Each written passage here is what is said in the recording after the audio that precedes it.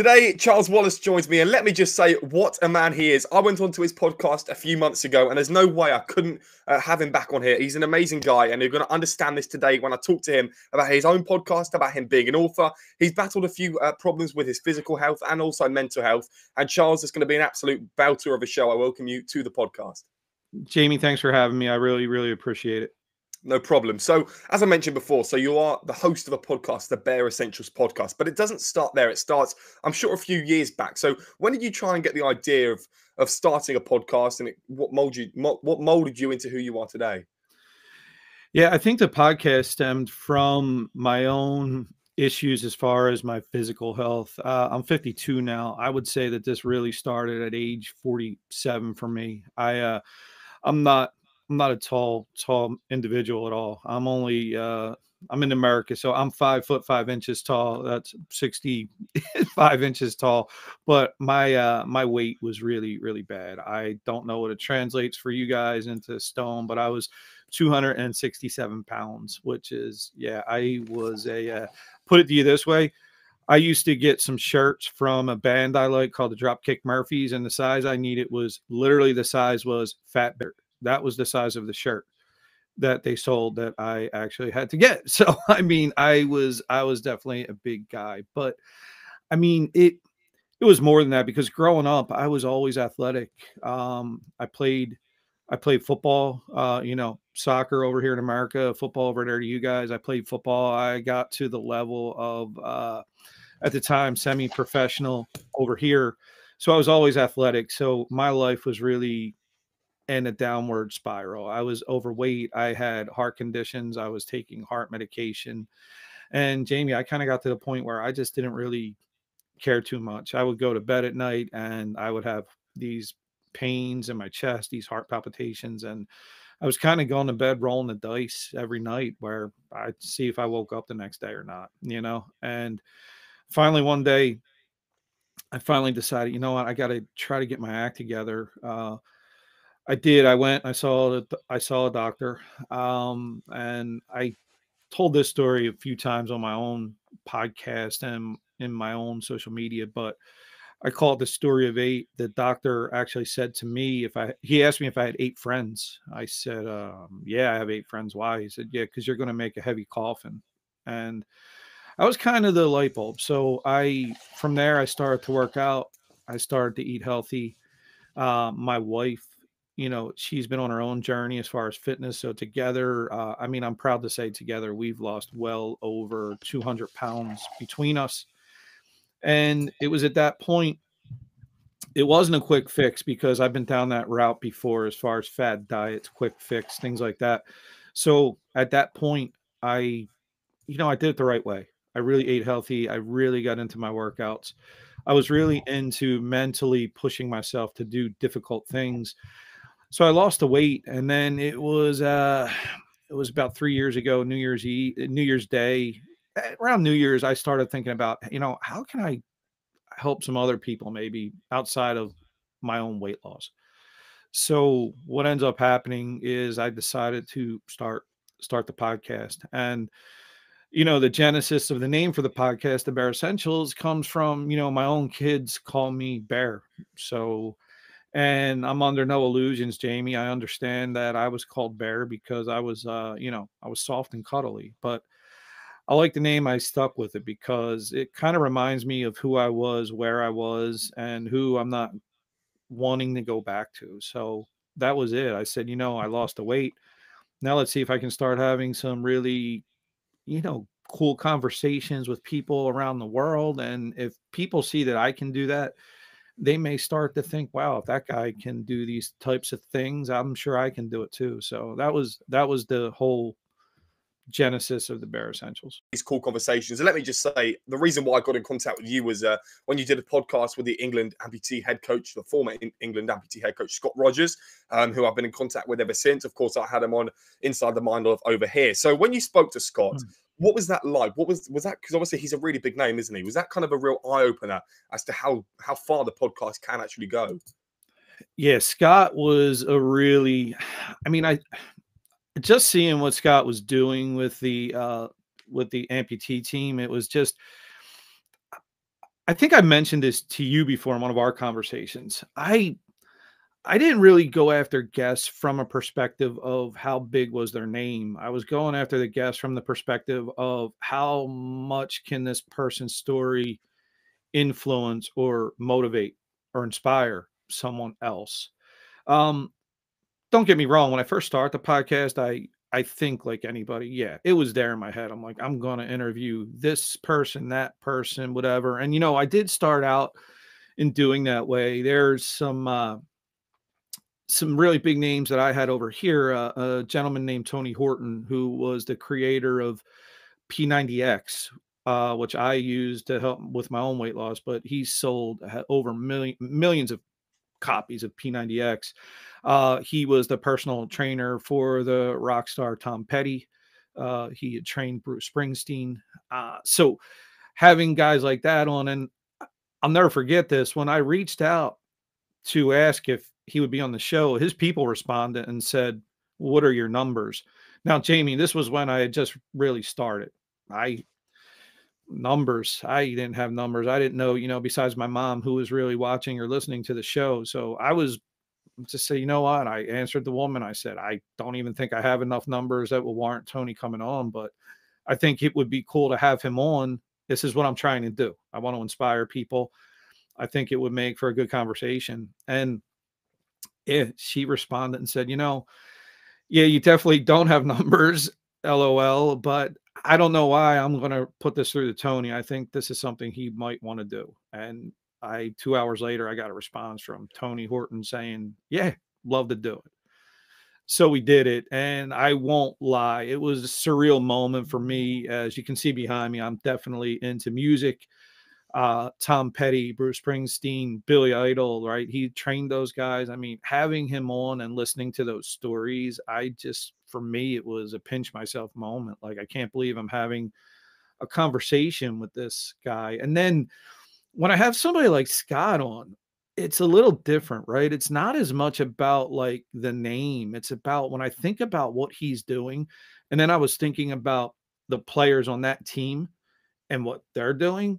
That was where it started to motivate me to be like, wow, well, I'm capable of doing even more. Look what the hell these guys are all doing. So yeah, it kind of ebbs and flows with me as far as the name of the guest, as far as how much, fame, or if they're not famous. And quite frankly, I don't care anymore whether anybody really knows who they are, because I think regardless of if someone knows who they are, I have the ability to bring their story out to people and help inspire. And um, it happened again to me though with someone else. I want to mention this, especially being on your show now. I have a lot of great audience and connection with the UK, and that I've been really blessed, and I feel fortunate because I feel like I've really, really had a great connection with a lot of the folks over in the UK.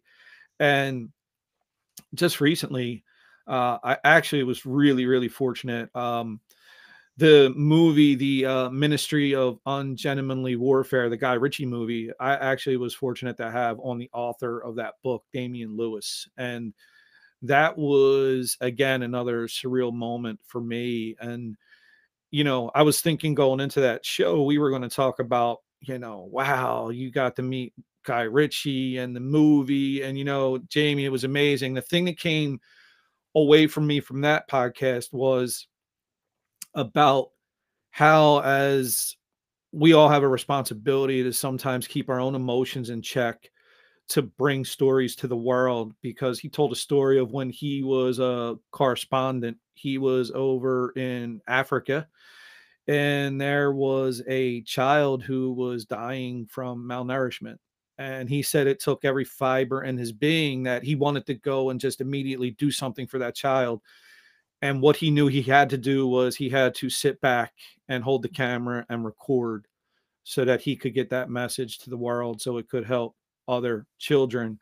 That was a big moment for me, and it really stuck with me. And it showed me that with these stories and the people, it's a responsibility we have to bring this to others and to hopefully put a message out there of some hope and positivity. I think with a lot of podcasts these days, and I think definitely with yours, I'd like to say with mine as well, but definitely with yours, there's a lot of inspiration that you can take out of a podcast. Just even one or two or three of your episodes that you can watch, because there's a story behind every person. Someone like you deep dives not into, like you said, into their fame, into who they really are as a person, because fame can sometimes be a distraction from who they really are.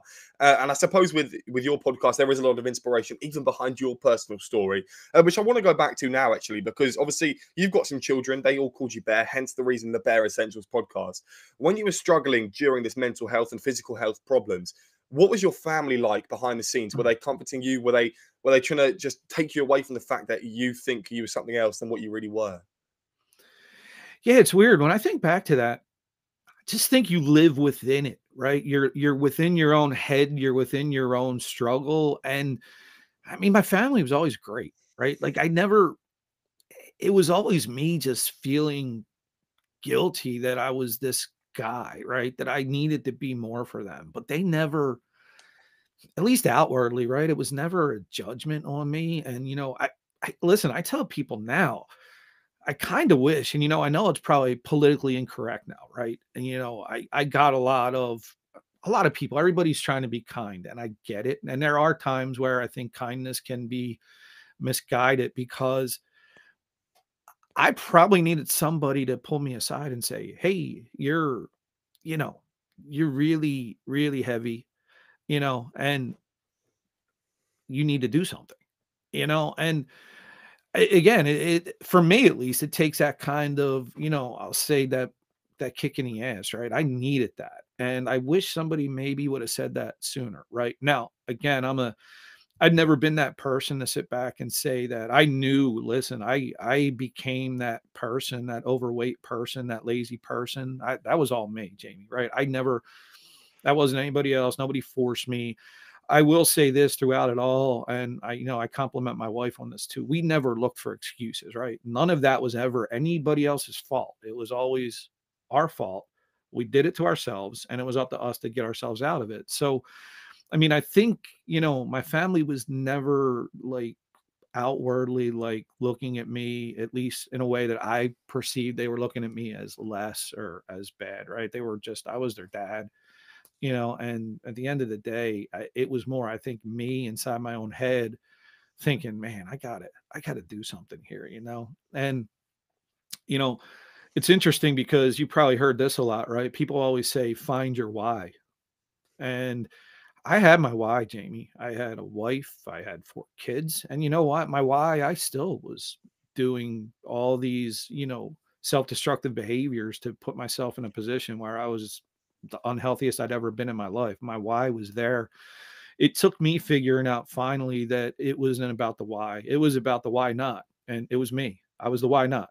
Every reason I wasn't achieving what I thought I should be achieving or needed to achieve, it was all because of me. It was me. And once I realized that and changed it, that's when the switch went off and I made the changes. So you know, that was how it finally happened.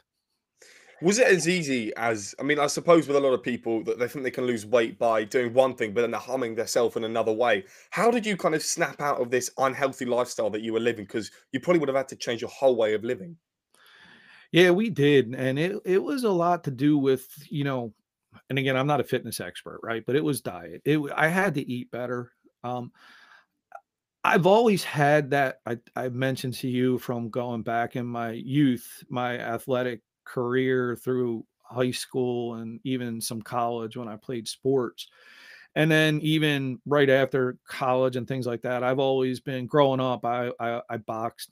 I was doing a lot of boxing, a lot of martial arts, still training, doing things like that through my early 20s at least. So I always at least had a mindset to lean back on that could help me get through that. But it was a lot of diet. And listen, I'm physical, like the exercise part of it. I I kind of enjoyed doing that. I won't lie. Once I started to do it, I enjoyed it. And, truth be told, I really, really enjoy pushing myself to do things that are really difficult. And I tell people all the time, I sometimes I think I need that mental part of the workout more than the physical, So I would always try during that time to set up workouts at least once every couple weeks that were it was just basically more a mind kind of thing, like, 30 to 60 minutes of tire sledges just to stand there and hit the tire for 30 to 60 minutes just to show myself that I could do it. But yeah, I think the hardest part is wanting it to be quick. It took me a long time to get to that point in my life. And I had to understand that in order to get away from that person and to get back to a healthy person, and more importantly, stay a relatively healthy person, I had to do it the right way. I had to be strategic. I had to eat right.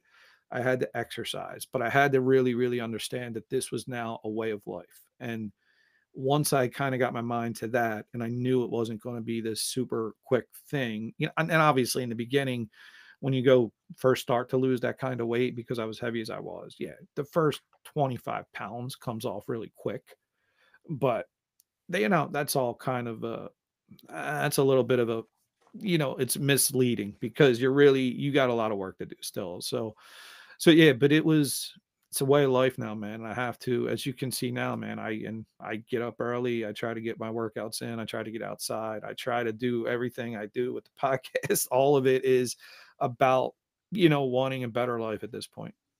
Well, I remember when we first had a conversation, you told me that you were awake. Was it 5 or 6 a.m.? It was very, very early in the morning. And I Mm-hmm. think it's the same right now. Okay. Is Yeah. it? Mm-hmm.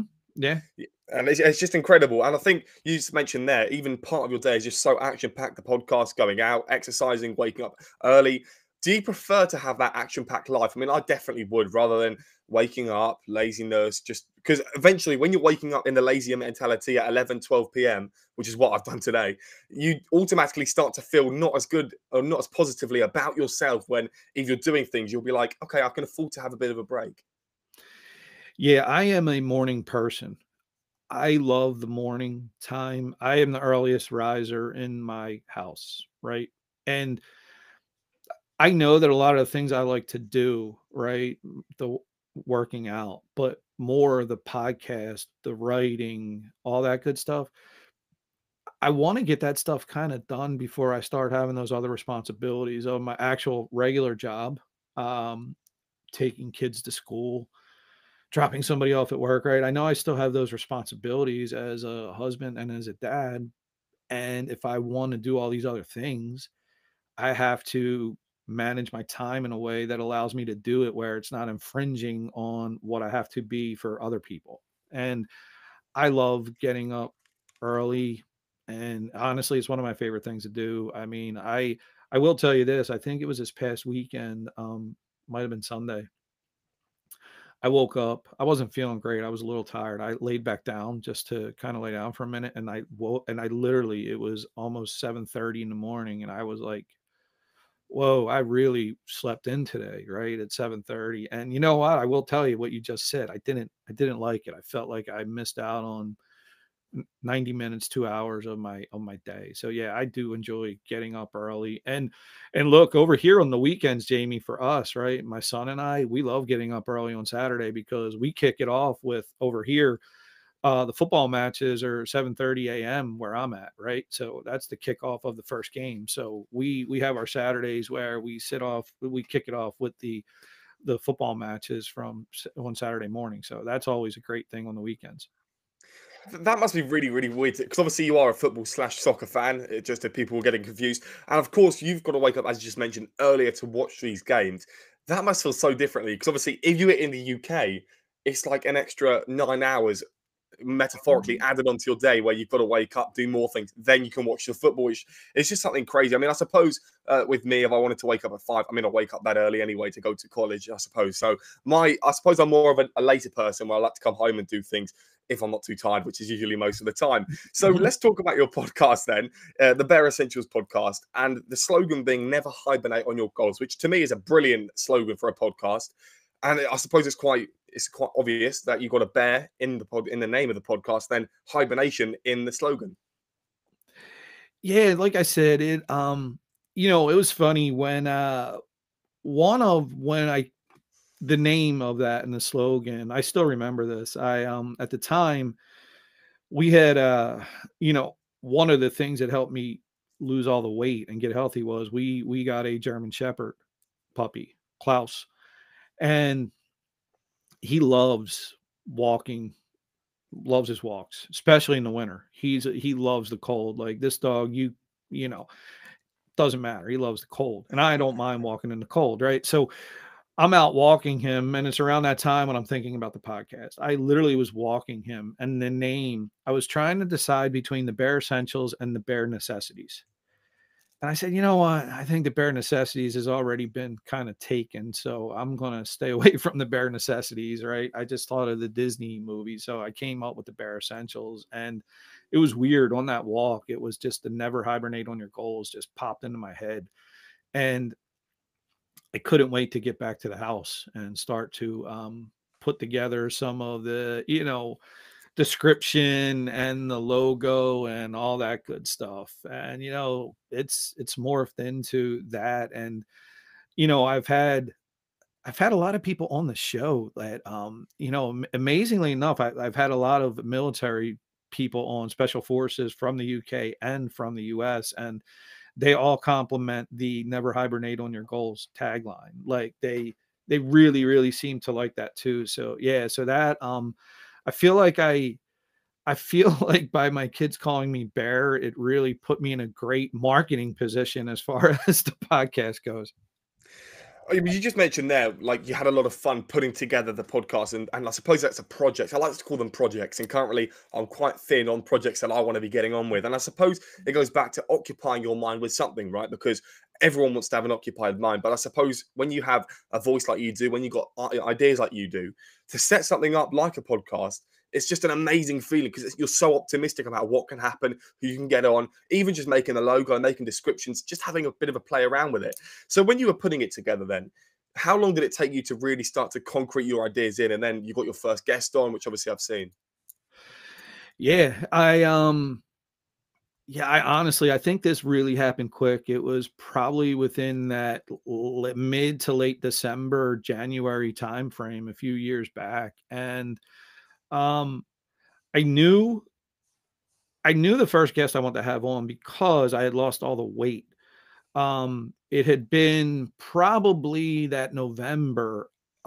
Someone that my son was actually fighting amateur MMA, and one of his trainer slash training partners, Aaron Nobles, he's a life coach, and he was doing a podcast and called the Enlightenment Movement, and he reached out and asked me to be on his podcast. And I'm like, it was weird because in my mind I was thinking about my own podcast. So I said, you know what, this might be a good way to test the waters to see if I really like it or see how it is. And I won't lie, it was a Saturday morning. I recorded that episode with Aaron and I was hooked.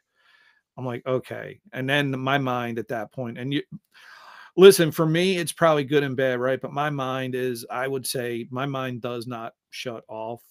It's funny because my wife needs to sleep in total darkness and quiet. I need to put headphones on because if I don't, my mind is just always racing, right? So, but yeah, again, I had all these ideas. What am I going to call the show? And then once the logo came, or the name, I kind of start thinking about, obviously, I'll use a bear for the logo. And then I think everything just spiraled from there, as you probably have seen in some of my social media type, posts and stuff like that. It was just kind of fun, but I've created this a kind of bear universe where I've made posts and quotes of bears as different characters. And it's been really, really fun to do, with putting the podcast with the social media and all that good stuff. So, yeah, it's really been a great journey. Let's move on then to the Mankind Project, which I'm not entirely sure. I've not really seen too much of it. However, I did drop a follow it on LinkedIn the other day, so you got another follower off of me. But what I do understand from it is it's an aim to redefine masculinity, where men get possibly in your eyes negative publicity on how they should be as men and these big guys. However, I think with your mindset of the Mankind Project, it's a bit slightly different. Yeah, and it's good and bad, right? The Mankind Project did stem from a bit of a negative experience for me.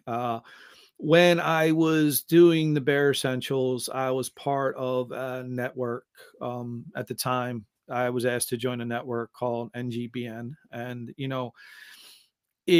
Jamie, I've always said about the podcast, whenever it becomes about something that's more related to just me, or where it's trying to make money, or people want to try to use it to make money, then it's time for me to, move on. And, whatever, for what it's worth, just with the whole NGBN, it just didn't align anymore. So I moved away from that. And, obviously still the Bare Essentials exists, but not part of that network at this point. So I was at a point where I felt like I had to kind of come up with something else as a positive to kind of, counteract a bit of a negative experience I had. And it was weird. It started out as what you just said.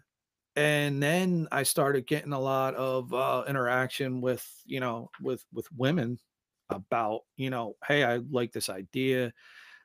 Kindness is universal, all this good stuff, and then it really just morphed into more about just people sometimes look at being kind as it's weak, and I think being taken advantage of, especially men. So it was kind of like, look, we don't have to be always, it's not always about being tough and all that good stuff, right? We can be kind, and helping people, and a good word, a small act of kindness, a ripple effect can really go a long way in helping people. So that was really where that came from. It's more just kind of a social media platform where I try to put posts up and just try to put a little bit of brighten people's day. Honestly, man, that's really all it is. And it, I think that though really led me to another thing that has really been near and dear to me is um what I noticed with the Mankind Project was that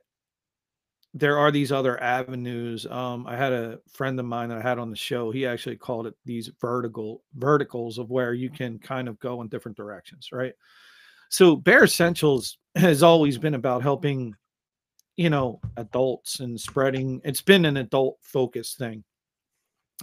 And I really got to thinking about leading into the books and everything about, what, this is really where, damn, our kids need this as much as the adults do, right? So is there a way that I can take this thought process of the Bare Essentials and these adult themed messages and make them in a way that put it in a way that these kids can maybe relate to, and maybe start to build out that aspect of it. So, not only is there the Bare Essentials podcast, which is adults, a lot of deep topics and meaningful topics, but you know what? Now we have also involved in what's called Bear Time Adventures, and that's more of a platform for kids ages 4 to 8, and stories for them to really try to put some positivity to them and help them.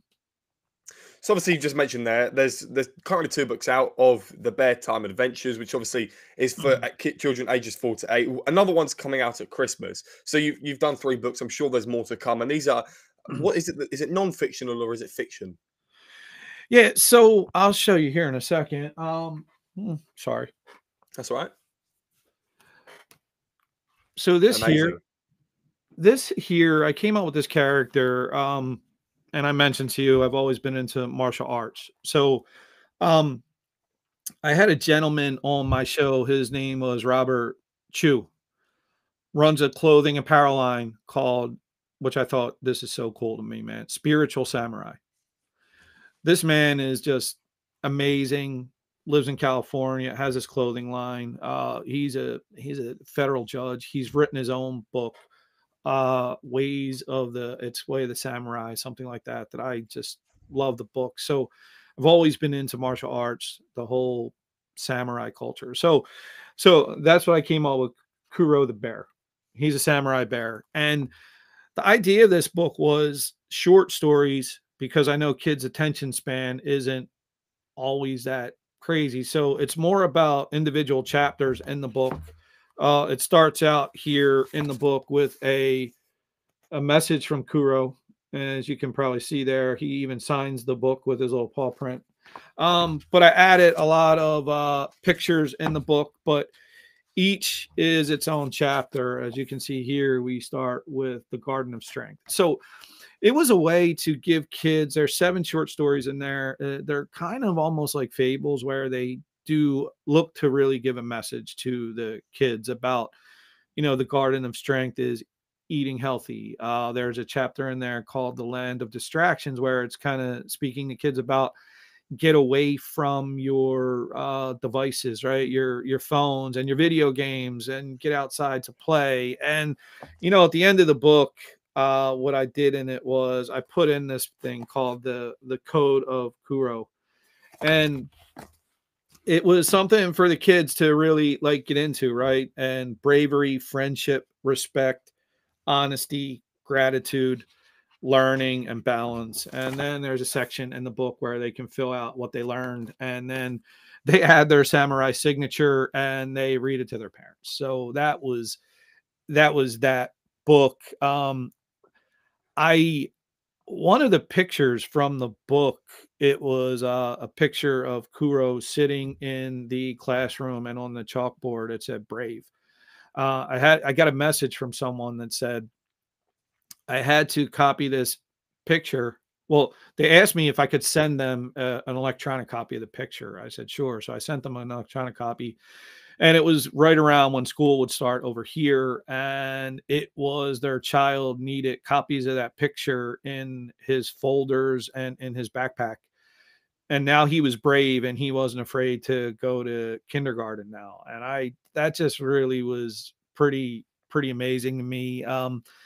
I got a message from someone that their child was somewhat nonverbal, and they wrote me this message telling me that ever since the book, he has been verbal and acting out scenes from the book. And Jamie, I got to tell you, it's just the kind of stuff that I could never have.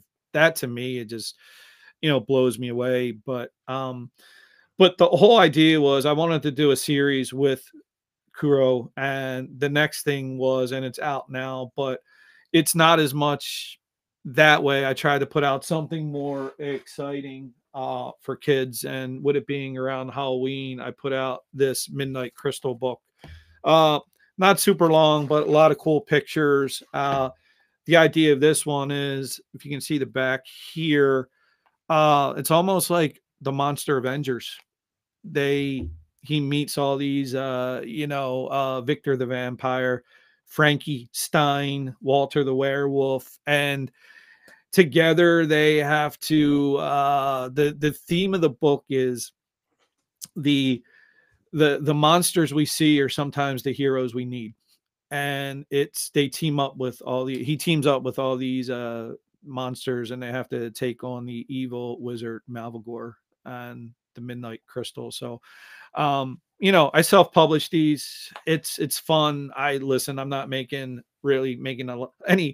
a ton of money off of these, but it's just the fun of it is more than, it's a lot of fun to do, and the messages are really rewarding that I get back from the parents. Absolutely. So there's 3 books. Obviously, there's one coming out at Christmas, and in these books, in each individual book, there's separate stories that don't all add up within the same separate 7 stories. They're all separate, different stories about different characters, different themes. So with the one that's coming out at Christmas time, is there a Christmas theme to that? What sort of themes going on with that one?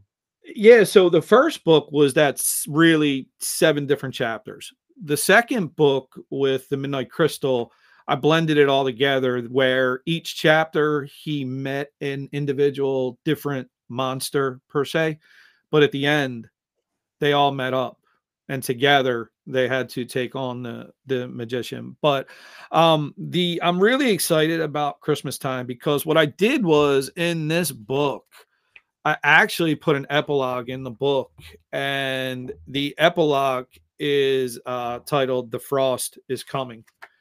And I'll hold it up here, but if you can kind of see there the image, the cool part about this is that there is a legend that Santa used to be a samurai called Akahara, Red Star.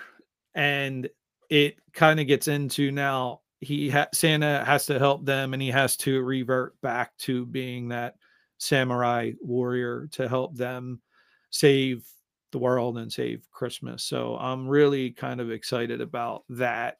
It's a work in progress. I think I have 3 chapters done. It'll probably be about 7 chapters, probably 150 or so pages. But the goal is to have that out by the end of November so that people can get it for the holidays.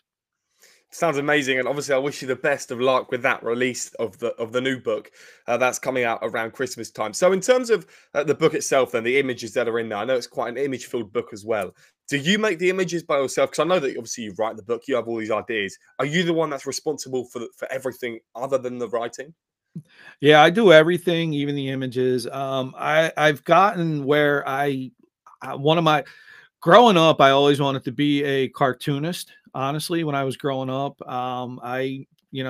first thing I ever drew was Snoopy, and I love, I always loved cartoons and still love cartoons. The Flintstones, Scooby Doo, right? I love all that stuff. So now, with the onset of AI, I've gotten really, really pretty proficient in making my images with AI, and it's just been just another layer of the journey to be able to create these images and use the images and do it all myself, as far as writing the book, and then once I write it, reading through it, and then visualize what those images that would go with the book. Now, one of the downfalls, and people will tell you with AI, is it's a little difficult to sometimes get a purely 100% consistent image, right? But I've gotten pretty good at really being able to make my characters somewhat consistent through my descriptions. And, when it comes to AI image making, a lot of it, a lot of people think you just type in, hey, give me a picture of Kuro the samurai bear with Santa Claus. It's not that. And I tell people all the time, it's really it's almost it's almost like programming on a computer. You really have to put in the fine details and tell it what to do. And sometimes an image could be, that much writing to get one image. But yeah, I'm doing it all on my own. Um, I don't pay for any of this. I self-publish it on Amazon. And, at the end of the day, it's, again, I'm hoping that it just really will get out there. And I mean, the messages I've already gotten from some of the parents, and it seems like it's impacting kids, has been, a good reward already. And last thing from me, Charles, with the book itself, are you looking to get it into schools? Because I know that if you were like a local publisher here in the UK, you could probably work with primary, secondary schools in order to get these books to them. Yeah, I would love to, especially the first book. I think the first book, which, isn't as themed around holidays or anything like that, right? The first book, I think, is definitely something that would benefit, those kids in, say, first to second grade, at least based on the feedback I'm getting right now.